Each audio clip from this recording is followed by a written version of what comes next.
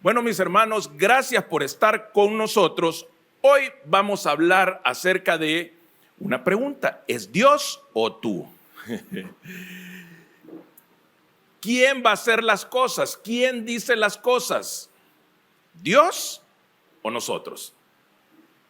¿Qué es lo que queremos nosotros? Miren, queremos exponer toda espiritualidad manipuladora, falsa espiritualidad, cosas que nos vienen diciendo desde quizás mucho tiempo, ya son tradición y son medias verdades, y creo que todos sabemos que una media verdad es una mentira completa.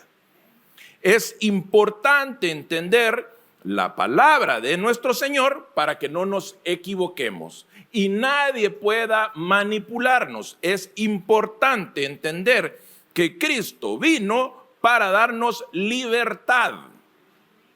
Cuando usted está en una relación amorosa de manipulación, usted pierde la libertad. Igualmente, cuando está en una relación espiritual, creyendo ciertas cosas, usted puede perder su libertad, por lo tanto puede perder el gozo. Cualquier persona que haya tenido la desafortunada experiencia de estar preso, sabe de qué estoy hablando. Ahí, como dice aquella alabanza, se te borró la sonrisa. Te meten a una Bartolina, te meten a una prisión, ahí se acabó todo. ¿Por qué? Porque perdiste tu libertad, viene la angustia, viene la desesperanza, quizás nunca voy a poder salir de aquí. Bueno, déjeme decirle que hay mucho ministerio y mucho cristianismo que orienta a las personas a la manipulación con la mentira de una espiritualidad. Es que así dice Dios. Bueno, hoy vamos a ver si es que así dice Dios o así digo yo. Es importante entender, por ejemplo, fíjense que hay una manipulación muy habitual en el cristianismo y tiene que ver con el hecho de decir, va a prosperar la persona que se encuentre en Cristo. Bueno, esto es una media verdad. Es una media verdad porque fíjese que yo le voy a comentar algo. Si bien es cierto, nosotros tenemos más probabilidades de que nos vaya bien en las finanzas estando en los pies de Cristo, déjeme decirle que es más probable que le vaya bien en las finanzas fuera de Cristo. Es más fácil. ¿Por qué? Porque usted no tiene a quien darle cuentas y usted se puede meter a lo que usted quiera. Ahora, ¿cuánto tiempo le va a durar eso? No lo sé. Pero si usted encuentra un ministerio o un cristianismo que le haga creer que acercándose a Cristo usted va a tener libertad financiera, déjeme decirle que eso es una mentira completa, porque no es así. La Biblia no habla de eso. El rey está interesado en tu alma, no en tus finanzas.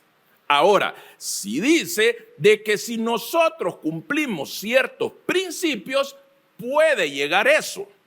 Pero claramente el Señor no le va a dar piedras a un loco, ¿me entiende? Si usted, el momento en el que usted ya pierde el interés, ¿por qué? Porque usted salió de sus problemas económicos, se aleja de la iglesia, para usted el dinero no es una bendición, para usted el dinero es una maldición. Por lo tanto, usted no va a tener libertad financiera nunca.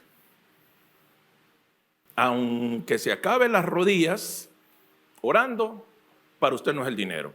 ¿Qué significa eso? Que entonces usted no tiene que trabajar en sus finanzas, tiene que trabajar en su corazón, en su mente y en su espíritu. ¿Por qué? Porque de esta manera usted va a tener tranquilidad de que ya es una persona que entiende para qué es el dinero.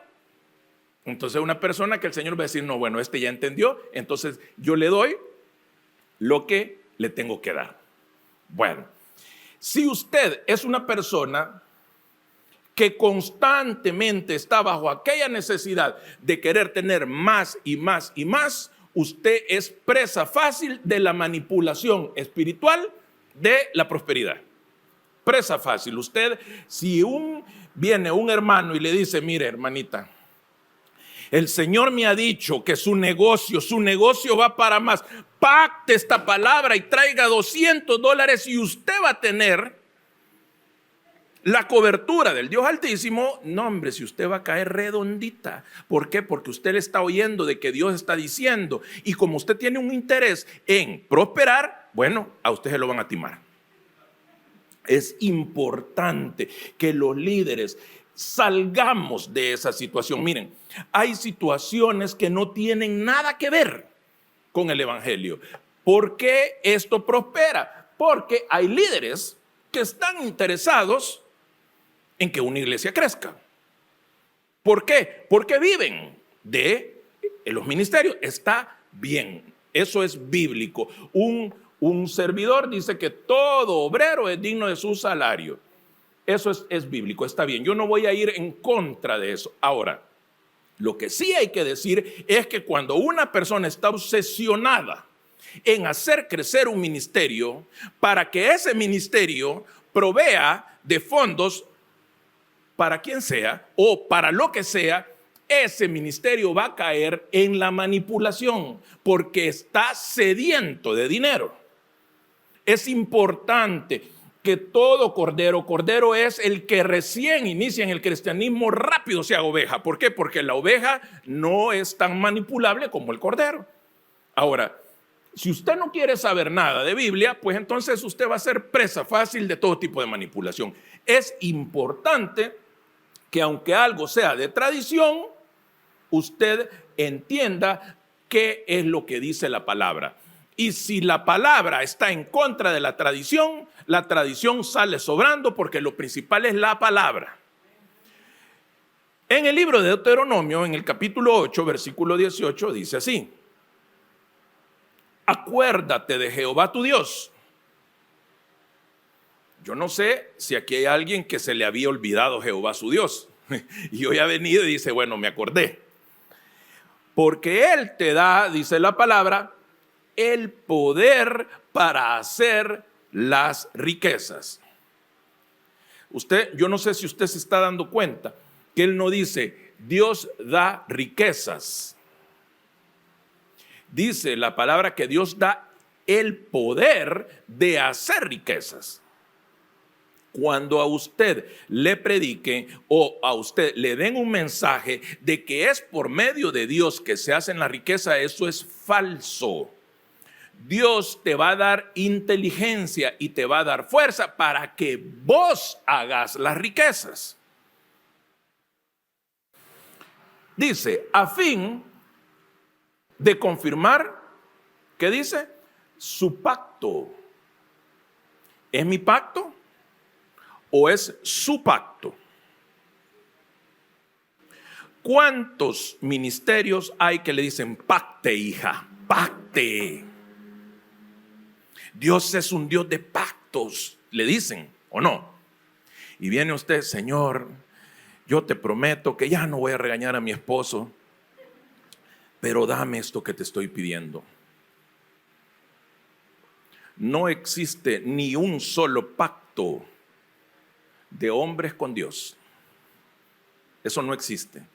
¿Saben qué? Sí existen pactos que Dios hizo con el hombre y uno se adhiere a esos pactos.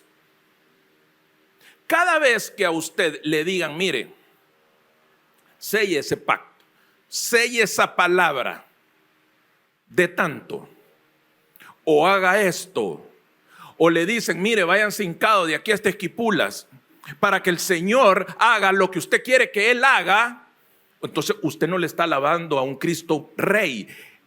¿Por qué? Porque haga esto, haga una prueba. Vaya mañana, lunes, a pararse enfrente de Casa Presidencial y diga, miren, aquí vengo a hablar con Nayib Bukele. Le van a decir, regrésese por donde vino, porque él no va a hablar con usted solo porque usted llegue. Pero yo le aseguro que si hoy le cae un WhatsApp y le dicen, mire, le hablamos de Casa Presidencial, preséntese el lunes en tal lugar porque el presidente va a hablar con usted, esa es otra historia. Ahora, estamos hablando de un gobernante temporal humano, cuanto no más el Rey, eterno y todopoderoso. Él es el que hace los pactos, nosotros nos adherimos a sus pactos. Cuando a usted le digan pacte, hijo, selle palabras con una ofrenda, haga esto, mire, si usted hace eso, el Señor le va a dar esto, corra, eso es manipulación. Es importante que usted entienda que el Señor te va a dar poder para hacer cosas, pero no las va a hacer Él. Bueno, fíjense que hay gente que dice, miren, es que yo no escucho la voz de Dios. Yo no escucho la voz de Dios, yo no sé qué hacer. Bueno, Dios dejó principios y dejó reglas. Lo que Él tenía que decir, ya lo dijo. Se llama la palabra y usted la tiene en sus manos. Algunos en papel, unos en un teléfono, otros en una tablet. Si usted quiere escuchar la voz de Dios, tiene que remitirse a su palabra. No hay otro lugar donde usted encuentre la voz de Dios. Entonces alguien va a decir, bueno, ¿y entonces a qué venimos aquí? Bueno, en teoría, digo en teoría porque no siempre sucede, las prédicas deben de basarse en la palabra. Entonces, dentro de una prédica hay palabra de Dios. Pero, ojo, dentro de una prédica, en su mayoría no es palabra de Dios. En su mayoría en una prédica hay palabra de hombre, que también es importante. Es por eso que usted tiene que saber a quién le presta sus oídos.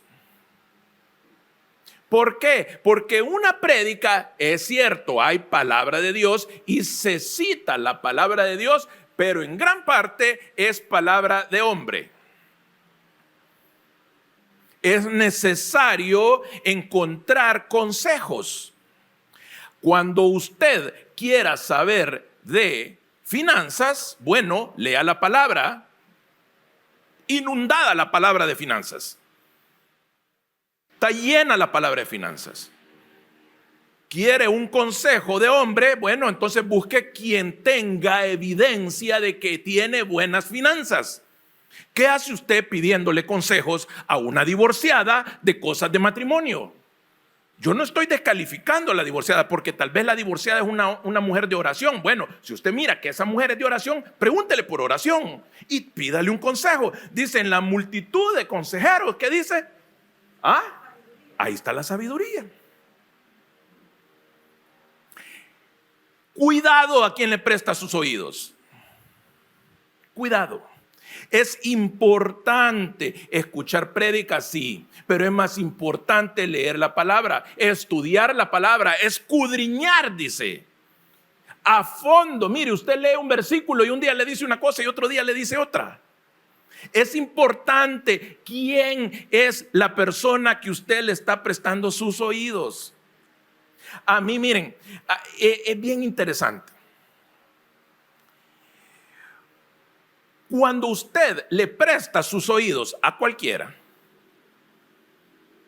a mí me ha pasado, uno pasa de ser, ay, cómo lo usa el pastor, el Señor. 2 meses después, uy, cómo lo usa el diablo al pastor. Solo porque oyó decirlo de alguien y usted lo cree. Las personas que van a decir si a mí me usa o no me usa, no es un pueblo. Primero es Dios y segundo la gente que comparte conmigo. Claramente, si usted no encuentra paz en lo que está oyendo, no tiene que estar en un lugar. Usted tiene que moverse. Ahora, si usted parece chicote en cuarto oscuro, rebotando y rebotando y rebotando, entonces el problema no son las congregaciones. Muy probablemente es usted que anda prestándole oídos a todo el mundo y no lee la palabra. Dios nunca va a bendecir el desorden. Nunca. Hay gente que dice, mire, pero es que yo no entiendo si yo solo me hice cristiano y una pandura que me ha caído. Todo me sale mal si yo antes me iba bien. Pues ¿y cómo no te va a ir bien? Si tu patrón era el enemigo. Claramente, si vos cambiás, de patrón y hoy tu patrón es el rey, él no va a bendecir lo ilegal, pues eso es lógico. No va a bendecir lo inmoral, es lógico. Él tiene que limpiar. Por eso es que mucha gente en su testimonio dice: yo solo encontré a Cristo y me acabé todo. Yo vivía bien y de repente todo se me destrozó. ¿Por qué? Porque el Señor va a limpiar. Él no es un Dios que va a vivir en lo chuco. Él va a estar y va a decir: ay, mi muchachito, y todo este billete. No, si es que fíjese que yo vendía cosas vencidas en el mercado. No, hombre, si a mí me llamaban por las cachadas, pues la cachada es la forma amable de llamarle al robo. ¿De quién creen que le estoy hablando? ¿De mí? Aquí está mi hermano Alejandro, que él sabe de lo que le estoy hablando. Para mí ganarme $500, $1,000 en un día, eso era media vez destapaban por ahí un camión con dulces o galletas. En un día lo reventábamos con Alejandro.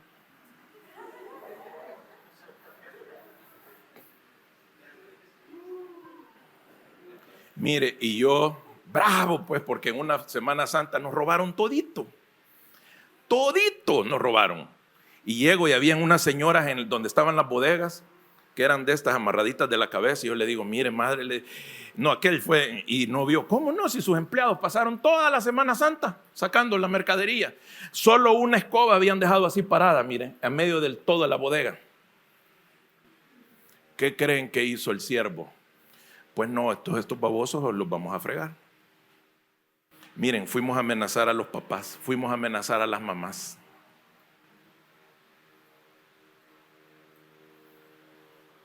Y Dios me libró de que no haya ni uno de ellos, porque quizás ahorita estuviera preso.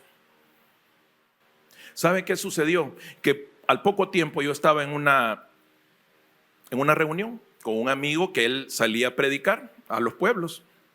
Estaban el montón de señoras ahí, ancianitas, ya se las imagina, las cristianitas así bien devotas. Y yo estaba bravo allá al fondo, yo decía: ¿a qué hora se va a acabar esto? Para que yo quería ir a cenar. Y de repente llega esa señora y yo recuerdo la suavidad de sus manos y me agarró la mano y me dijo: hijo mío, no estés enojado, me dijo. Mira que el Señor te habla en esta hora. ¿Cuánto me diste de eso? Eso no te lo di yo. Déjalo ir, perdonalos, porque eso te lo quité yo. Y yo dije: esta viejita quizás mi chero le dijo algo. Segunda palabra, a los 15 días, lo mismo. Tercera palabra, a los 15 días. Bueno, yo no sé cuántas veces te ha hablado el Señor,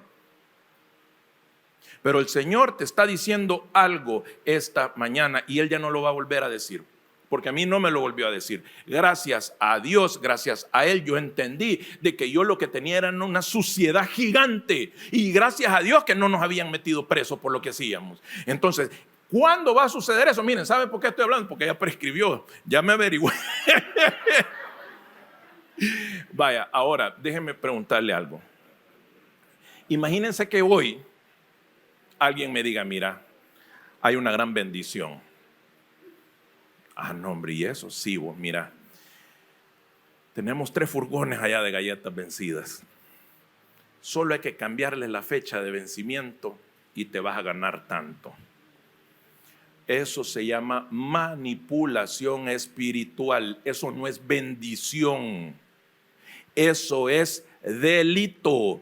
Dios no habita en el delito, no habita en lo inmoral. Es importante que si vos querés triunfar, vos tenés que salirte de todo eso. Es imposible que Dios habite en eso. Ahora, ¿usted sabe qué es lavar dinero?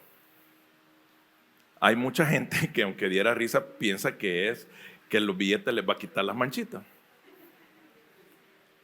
Lavar dinero es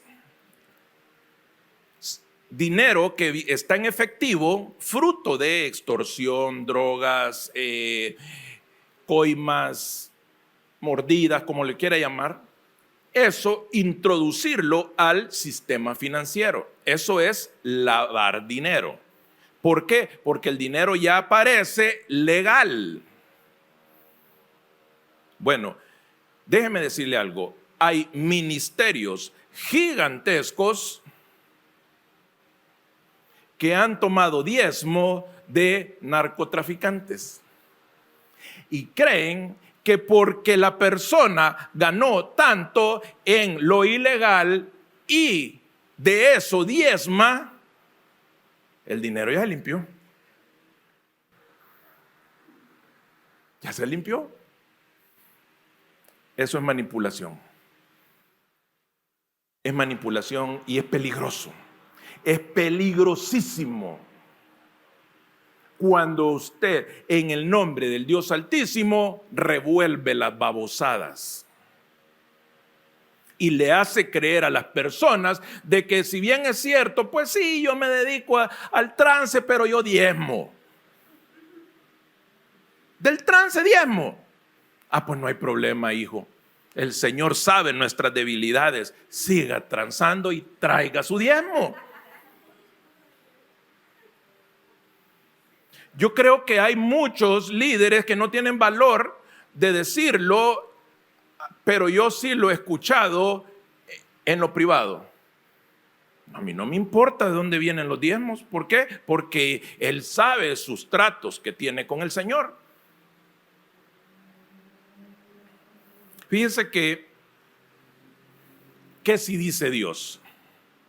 Fíjense que hubo una historia que a mí es de las que más me gusta de la palabra, que tiene que ver con un hombre llamado Josué. Josué tenía una empresa. Cuando le digo una empresa, no es que tenía un negocio, sino que tenía un reto de hacer algo sumamente complicado, difícil. Primero, que él era el sucesor de un hombre que Dios lo llamaba su amigo, que era Moisés. Fíjense que Dios, en una oportunidad, llamó a los parientes de Moisés y les dijo: ¿cómo tienen valor ustedes de hablar de mi siervo si yo con él hablo cara a cara? A ustedes les doy visiones, les doy sueños, les doy sentires, pero con él platico, dijo Dios. Y a ese tenía que sustituir Josué. Y no solo eso, tenía que entrar a una tierra que sí les habían dicho que era de ellos, pero ahí habían gigantes, habían ciudades amuralladas, tenían armas. Todo eso, ellos eran un grupo de nómadas que habían estado en el desierto 40 años y tenían que ir a atacar esas ciudades. Y Josué dijo: ¿y cómo voy a hacer? Yo no sé, quizá usted ha venido este día y a usted se le ha dado una empresa, se le ha dado una misión, se le ha dado un reto que usted dice: imposible que yo lo pueda hacer. Yo no tengo ni los estudios, no tengo la preparación, no hay forma en la que yo pueda sacar esto. Así se sentía Josué. Ya estaba al frente, ya le habían dado la responsabilidad, pero decía: ¿y cómo voy a hacer para meter todo este pueblo ahí en esas ciudades? Y viene el Señor y le da una palabra. La palabra fue: esfuérzate y sé valiente, porque yo, tu Dios, voy a estar con vos a donde quiera que vayas. Esa fue la palabra.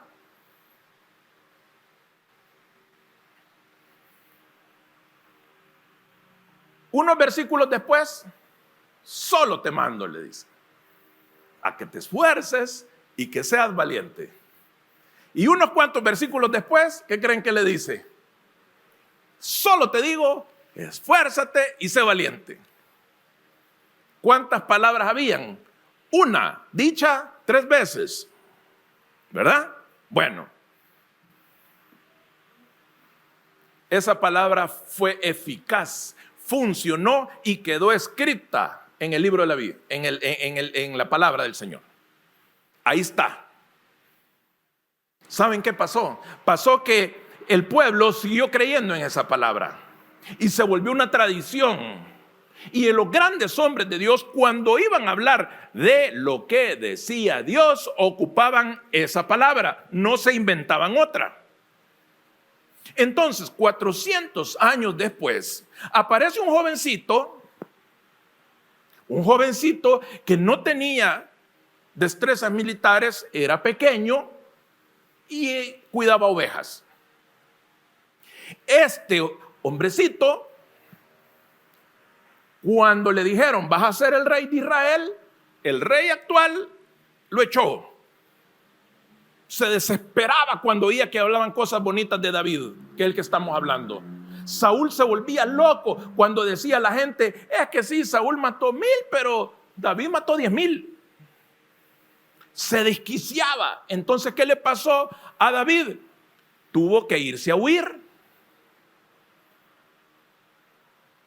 ¿Y qué hizo David? ¿Fue a buscar una nueva palabra? No, no fue a buscar una nueva palabra. Salmos 27:13 dice, hubiera yo desmayado si no creyese que vería la bondad de Jehová. Está hablando David, joven, huyendo. Hubiera fracasado si no creyera en la bondad de Dios. Aguardé a Jehová y creí que esforzándome y siendo valiente en mi corazón, Dios iba a hacer lo que yo quería que él hiciera, que era vencer. 400 años después la palabra es la misma. ¿Qué sucede? Pasa el tiempo, 40 años más, y ya David no es un cipote, ya era un maestro. Ya no tenía la agilidad para desplazarse. Me dice mi hermano Eduardo, no hombre, si ahí está bajito, no hombre, poneme una gradita, le dije yo, porque pues sí, ya la agilidad no es la misma.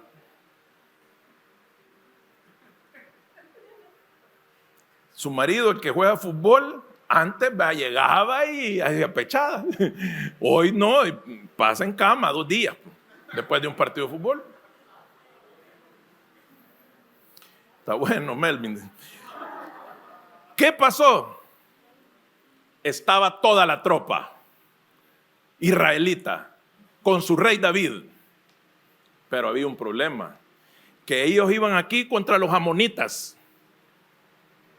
Y de repente llegan, mi señor, al rey, ya maestro. ¿Qué pasó?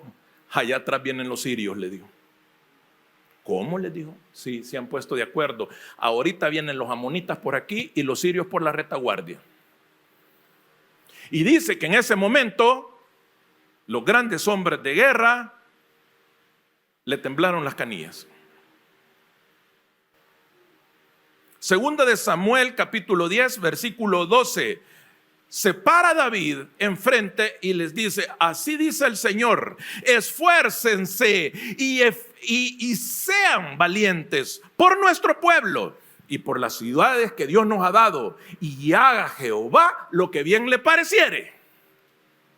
Miren, cuando usted escuche un sermón donde solo se hable de victoria, éxito y prosperidad, piénselo.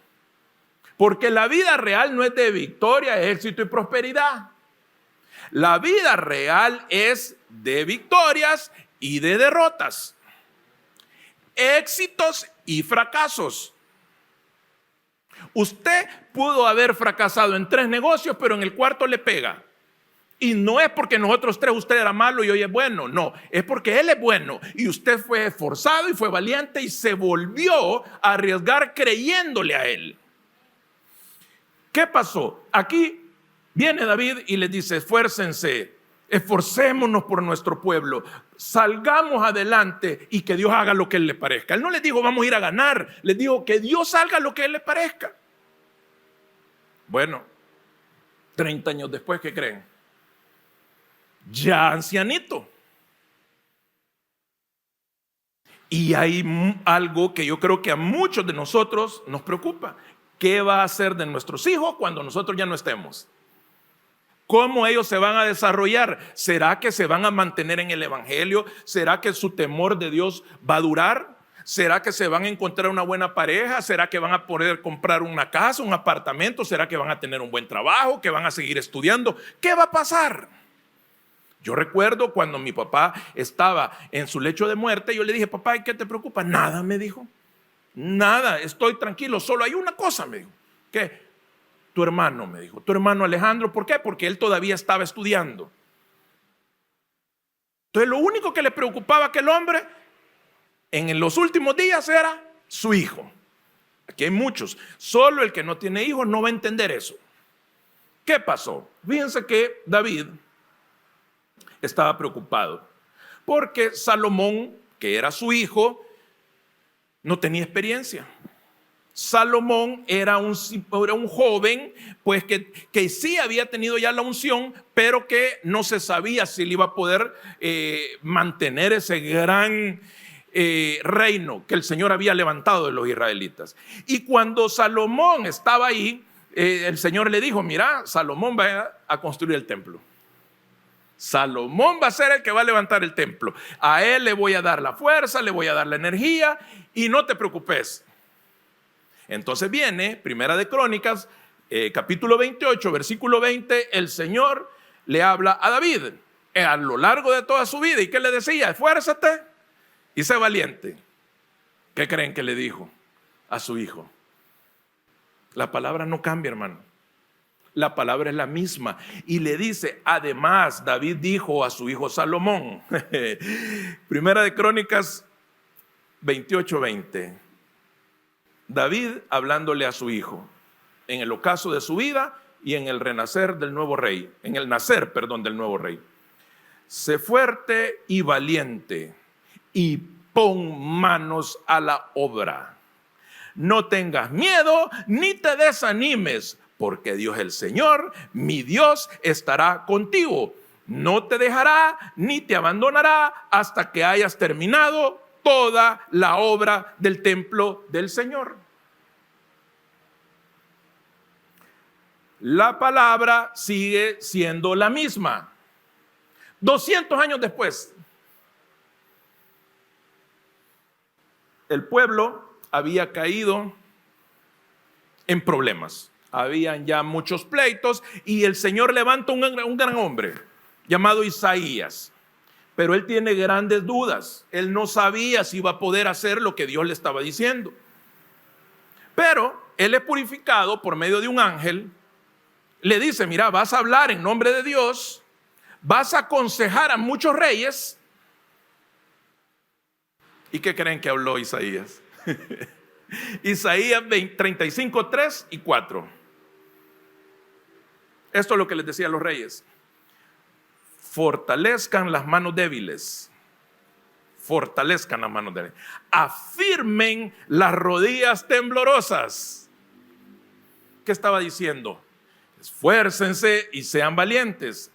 Digan a los de corazón temeroso, sean fuertes, no tengan miedo. Su Dios vendrá con venganza, con retribución divina, vendrá a salvarlos. Ya habían pasado cientos de años y la palabra seguía siendo la misma. 200 años después, levanta otro gran hombre, Zacarías. Ya aquí el templo está en ruinas.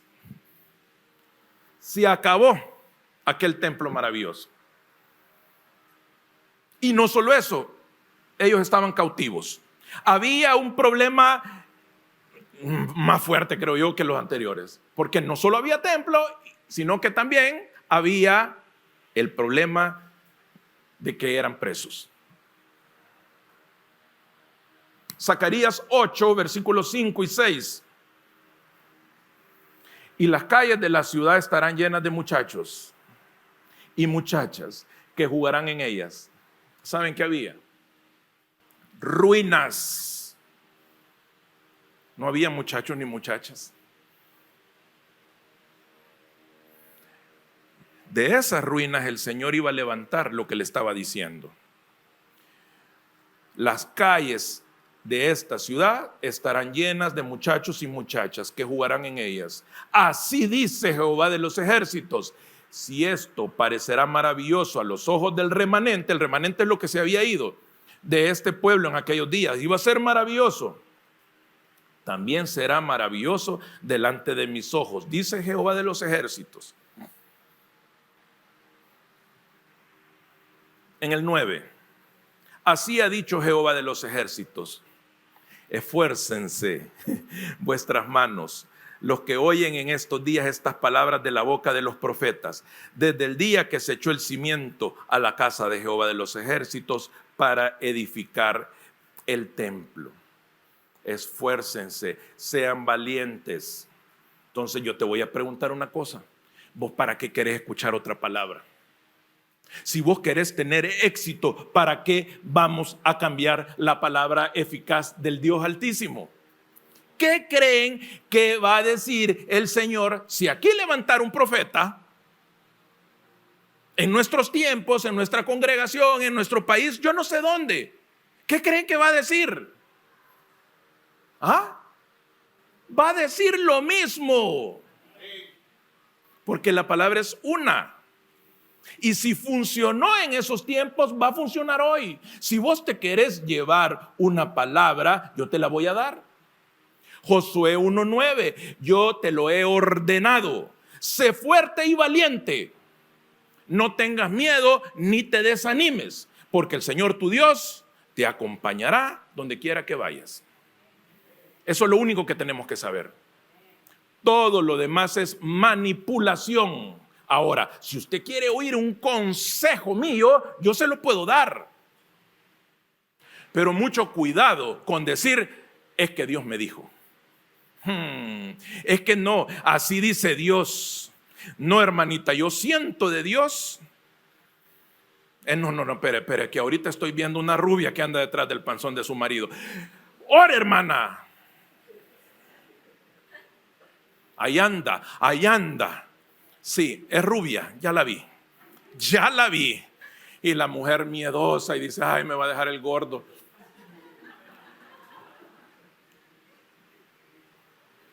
Éxodo 27, no uses el nombre del Señor tu Dios en vano. Yo, el Señor, no tendré por inocente a quien se atreva a usar mi nombre en vano. ¿Cuántos líderes? No, es que de Dios, esto ya es de Dios. Ya es de Dios. Si sentado en el baño estabas haciendo una lista. Aquí está, es que Dios me ha dicho esto. Dios sí. Aquí están. Bueno, si Dios te lo dijo, solo vos lo sabés. Pero lo que sí dice la palabra es que Él no va a tener por inocente el que ande ocupando, decir: Dios me dijo, así decidió, siento de Dios. Cuidado. Tenés que preguntarte: ¿es Dios o soy yo? Cuidado. Miren, esto es más grave de lo que parece. Cuando encontrás un lugar donde constantemente tus líderes, ¿y por qué no tenemos el valor de decir, pues, ¿y a quién van a poner a cantar? A fulano, tal y tal y tal. No, hombre, pero ahí la regaron. No, es que eso Dios me lo dijo. Miren, la manipulación espiritual empieza cuando, yo no sé si han escuchado ustedes muchos predicadores que dicen: Señor, que en este lugar no se diga nada que a ti te ofenda.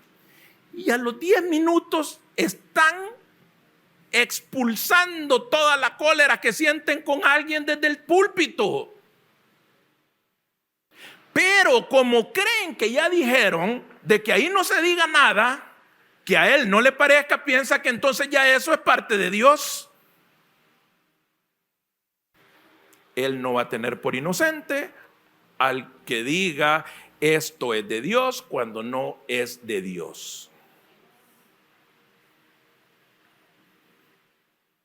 Tengamos el valor de decir: esto es lo que yo pienso. Tengamos el valor de decir: yo tomé esta decisión y si me equivoco es mi culpa. Porque Dios ya habló, se llama la palabra, la Biblia. Ahora, miren, la manipulación continúa. Hay personas que se vuelven adictos a la profecía. Yo quiero decirles que yo soy testigo de que Jehová profetiza aún en estos tiempos. Porque yo he tenido profecía, me han dado profecía y se ha cumplido. Pero eso es muy raro. ¿Por qué? Porque Dios no quiere tener bebecitos que necesiten que Él les diga todo para que ellos puedan hacer las cosas. Si usted es de las personas que dicen, no, mire, es que va a haber un congreso y va a venir un profeta, y ese profeta va a hablar de las finanzas, y yo quiero ir a ver si agarro algo. ¿Saben qué va a decir este profeta? Si de verdad es un profeta del Señor, te va a decir: esforzate y sé valiente, porque yo, tu Dios, voy a ir donde quiera que tú vayas. Entonces no te necesitas ir a un congreso. Ahora, si vos querés ir a aprender, si querés ir a escuchar palabras, está bien, pero deja de tener esa adicción a la profecía. Miren, yo he escuchado un sinfín de personas: ore, hermana, ore, hermana, porque yo miro un número 9, hermana. Yo miro un número 9, hermana, sí. Y estoy viendo, sí. Mónica se llama. Buscale en el teléfono a tu marido, que ahí está la Mónica. Carro blanco, hermana. Ojo que ay, Dios mío.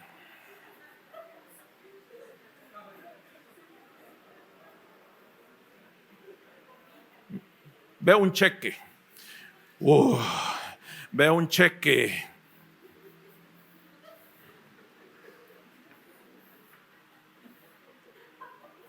Miren, qué lindo es cuando Dios te sorprende con una palabra. Ay, uno siente que las canillitas le hacen aquí, porque cuando Dios habla es clarito. Dios no es de acertijos, de adivinanzas. Cuando es Dios, te habla claro. Y uno siente una patada en el pecho, que uno sabe que es Dios el que está hablando. Pero eso no es habitual, eso no es de todos los días. Si vos necesitas un horóscopo, la Biblia no es horóscopo. Si vos querés adivinación, el Espíritu Santo no es un payaso que te va a estar adivinando todo lo que vos querés saber. Es importante que vos entendás. Miren, yo no sé si a ustedes les gustan los números, a mí me encanta. Jesús, nosotros somos cristianos porque seguimos a Cristo. ¿Saben cuántas veces profetizó Cristo? Vamos a aclarar algo antes. Dice de que si todo lo que Él hizo estuviera escrito, no alcanzaran los libros, ¿verdad? Entonces, pero de lo que aparece reflejado, de lo que está registrado, Él solo hizo 5. Solo 5 profecías hizo. En todo lo que hizo, solo hizo 5 veces. ¿Qué significa eso? Que la profecía no es habitual. ¿Saben qué dijo Él?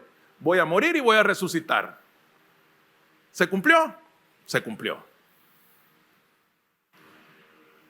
Este gran templo del que ustedes se remiran, dijo, yo les digo, no va a quedar piedra sobre piedra.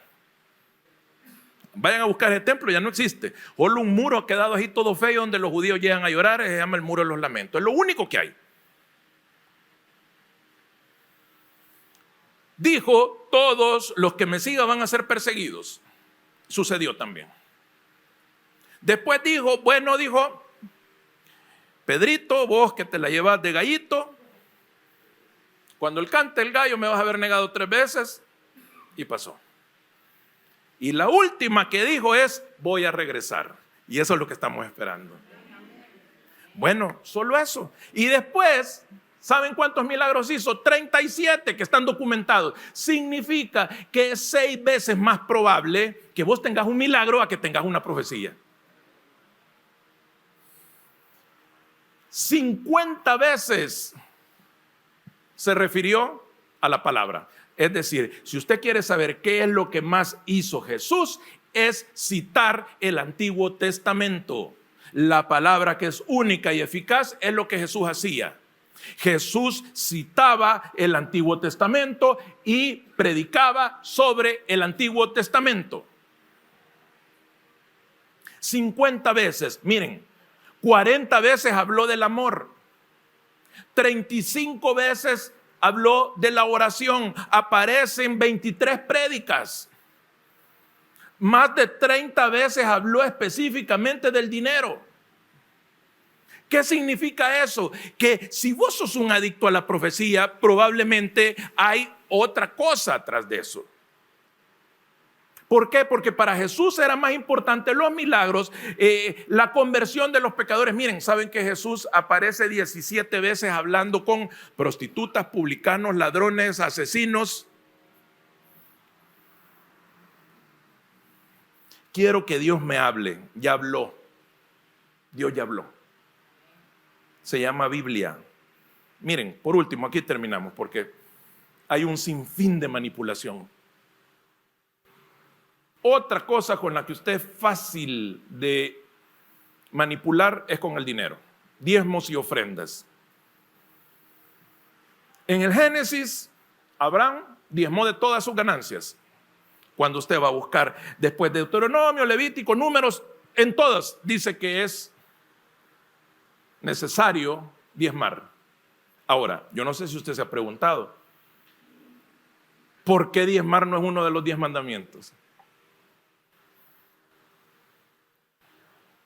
¿Por qué?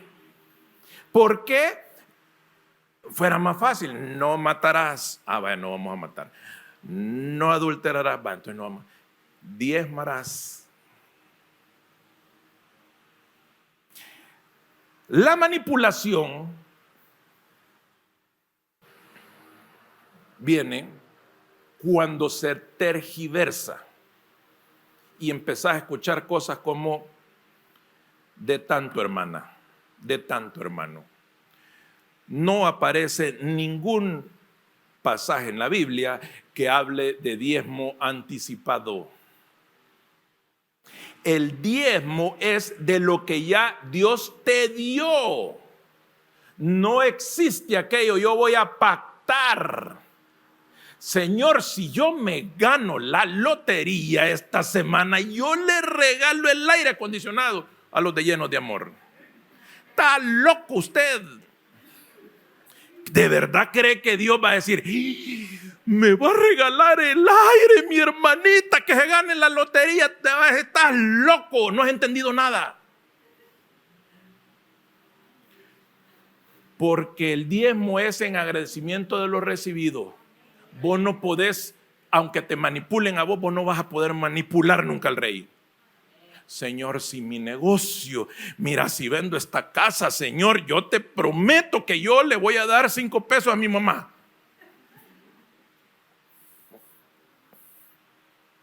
Yo tenía un mi tío que decía, miren, hoy va la Superloto, van 300 millones de dólares en Estados Unidos. Balmore me decía, si me gano la Superloto te voy a arreglar una bicicleta, me decía. Y yo no fregué, le digo, te oraba para que no se la ganara. Miren, no existe eso, hermanito, entienda. El diezmo no es para Dios. El diezmo es para esto, para las congregaciones, para que haya alimento en mi casa, para que sea bonito, para que podamos ayudar al enfermo, para que podamos ayudar al pobre, a la viuda. No es para andar construyendo templos gigantescos. No es para decir, no, es que hoy vamos a... No es para eso. Es para el reino, dice. No es para Dios. Entonces, huir de la manipulación. Hay que pactar. Hay que dar eso. Mire, ofrezca.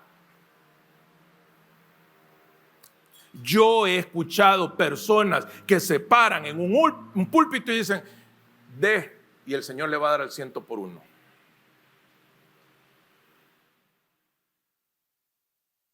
¿Cuál es la promesa? La promesa es, y el pacto es el siguiente. El pacto es que si nosotros honramos con nuestros diezmos y nos ofrendas al rey, él dice que va a ahuyentar al devorador de tal manera que a nosotros nos va a sobreabundar.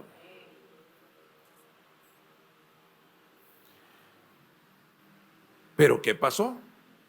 Como ya era manipulación, los grandes hombres de Dios, entre comillas, en el tiempo de Jesús, que eran los fariseos, ellos daban, eran hombres ricos. Entonces ellos, como que venga yo ahorita, no aquí no ando, pero como que anduviera y le hiciera,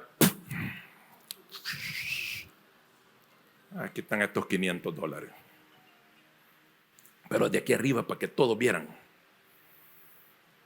Y va a decir mi hermano allá, qué bárbaro el pastor, $500 dio. Eso eran los fariseos. Y Jesús les dijo, miren, Mateo 23, bien fácil, 23. No se olviden, lo más importante es la fe, la justicia, la misericordia con el más necesitado.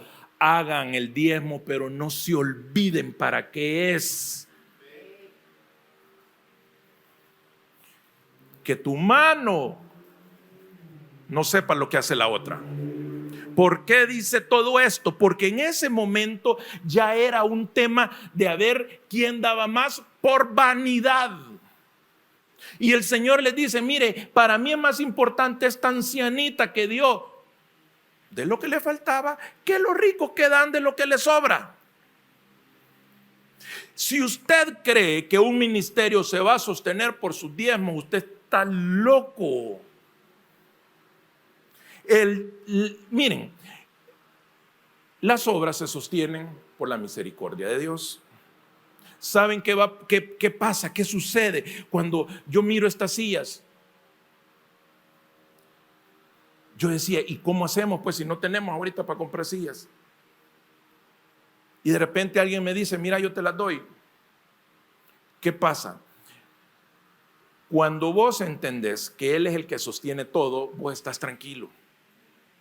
Y el objetivo de mi Señor no es que vos estés preso de algo, preso de una congregación, preso de una doctrina, preso de una relación tóxica.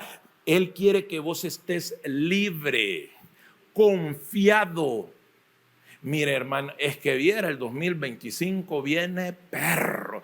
Mire, si es que los alquileres y dicen que viene otra pandemia. ¿Y quién te ha dicho que vas a llegar vivo al 2025? Dijo Santiago. Dice Santiago en su carta, somos, dice, como la niebla que hoy está, mañana no está. ¿Qué estamos haciendo los cristianos preocupados por el futuro? Si Él lo único que te dice es gozate en el presente, esforzate y sé valiente que yo, tu Dios, voy a estar hasta lo último con vos. Eso es lo único. Ahora, ¿qué pasa? Que si la valentía y el esfuerzo se te han acabado, ahí sí hay problema. Cuando vos se te perdió la valentía, no el miedo, porque ya dijimos, el que no tiene miedo está loco. La valentía es la forma en la que afrontas tus miedos. Esa es la valentía. Los miedos no desaparecen. La forma en la que los afrontas es lo que cambia por medio del Espíritu Santo. Si vos no tenés valentía y te has dado por vencido, ahí sí hay problema. Ahí sí tenemos que clamar para que el Espíritu Santo mañana te levante con una nueva fuerza, una nueva energía y vos digas, no, es que yo no me voy a dar por vencido. Yo no me voy a dar por vencido. Si vos has perdido la paz, ahí hay problema.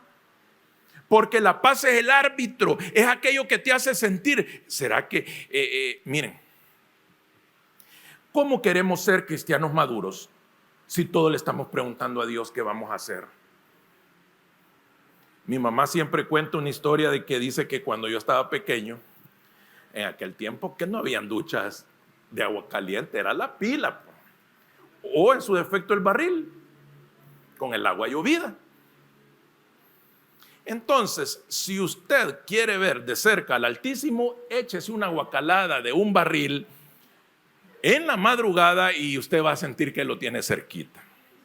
Siente que el alma se le sale y se le vuelve a meter.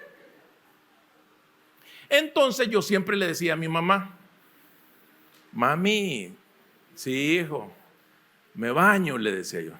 Sí, mi amor, báñese, me decía mi mamá. Vaya, yo me iba a bañar. El otro día, cuando yo miraba que espejeaba el agua del barril, mami, sí, me baño. Sí, hijo, báñese. Imagínense que hoy, a mis 32 años, no se rían, hermano. Enfrente de mis hijos, enfrente de Carolina, en la mañana que tengo que ir a trabajar, le hablara yo, mami, sí, me baño. Seguramente Carolina dijera, Y mis hijos dijeran, pobrecito mi tata. Y mi mamá dijera, qué desgracia, dijo el que crié. ¿Sabe qué? Así es el Señor cuando vos le vivís preguntando todo lo que tenés que hacer. Si vos ya sabés lo que tenés que hacer, vos has recibido el Espíritu Santo y sabés qué es bueno y qué es malo. ¿Qué es lo que tenés que hacer y qué es lo que no tenés que hacer? ¿Para qué necesitas? ¿Cuánta gente? Pastor, ore por mí. ¿Y por qué no ora usted, pues? ¿Por qué no encontramos? Miren, cuando Jesús iba a elegir sus 12 apóstoles, dice la palabra, búsquelo, oró toda la noche y de ahí los eligió. Cuando nuestro Señor Jesús estaba llorando, afligido en el monte Getsemaní, ¿qué hizo? Oró. Cuando nuestro Señor Jesús iba, a los discípulos los mandó y dijo, yo voy a orar por ellos para que tengan fuerza y no les dé miedo. Cuando Jesús estaba en la cruz, ¿sabe qué estaba haciendo? Orando. ¿Saben qué estaba orando? Pidiendo que el Señor perdonara a la gente que lo estaba fregando.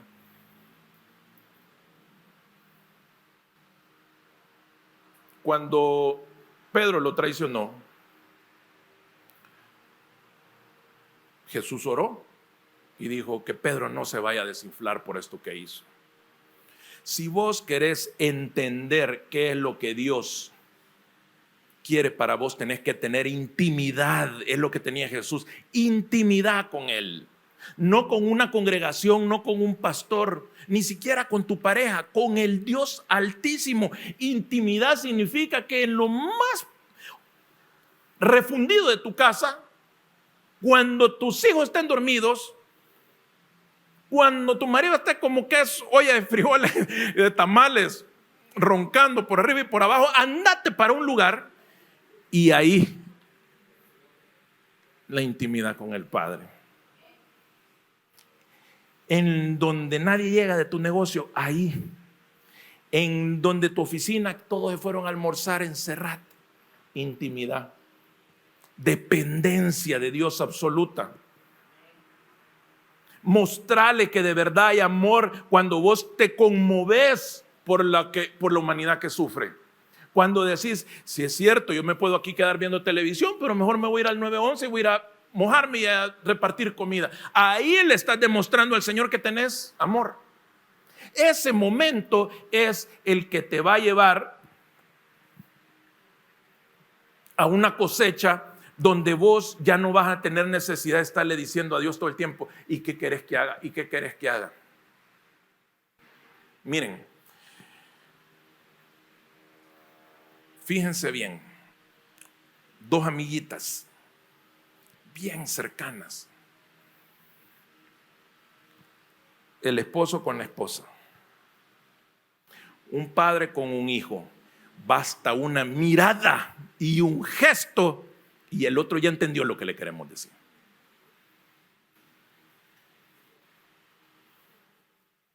Va pasando un bicho, hay las dos siervas.